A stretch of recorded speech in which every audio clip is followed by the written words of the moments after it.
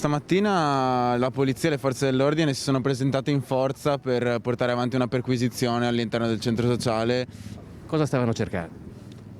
Questo dovreste chiederlo a loro. Il blitz scatta alle prime luci del mattino. Almeno 7 camionette e diverse decine di uomini, tra polizia, carabinieri e guardia di finanza, procedono ad una perquisizione del centro sociale Rivolta di Marghera. Un'azione che gli attivisti associano immediatamente a 2 iniziative condotte a settembre durante il Venice Climate Camp, una 4 giorni ambientalista ospitata proprio a Rivolta. 2 azioni che sono andate ad attaccare in un primo momento Veritas, dove dovrebbe sorgere il nuovo inceneritore, e successivamente, dopo il Climate Meeting, dove è nata la rete Rise Up for Climate Justice, è andata a sanzionare la bioraffineria dell'Eni. Durante questo raid all'Eni è stato portato via qualcosa? No, assolutamente no, si era trattata di un'iniziativa, di una pratica dell'obiettivo per cui si era entrati, si era fatto appunto quello che viene definito un sanzionamento, quindi scritte e niente di più. Al momento d'arrivo delle forze dell'ordine a Rivolta non c'era nessuno, ma la voce di ciò che stava accadendo si è sparsa immediatamente e il piazzale davanti all'ingresso dello stabile si è subito riempito. Le forze dell'ordine in assetto antisommossa continuano a presidiare il centro sociale Rivolta. Vedete che ci sono anche diversi attivisti del Rivolta, ma la situazione è assolutamente tranquilla.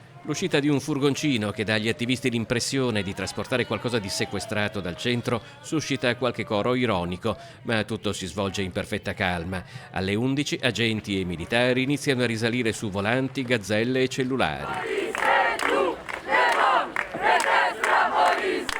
Le porte del Rivolta si riaprono e il complesso torna a essere a disposizione dei suoi abituali frequentatori. Non si possono fare, lo diranno i nostri avvocati nelle prossime ore, non si possono fare perquisizioni senza la presenza dei responsabili, senza la presenza dei legali.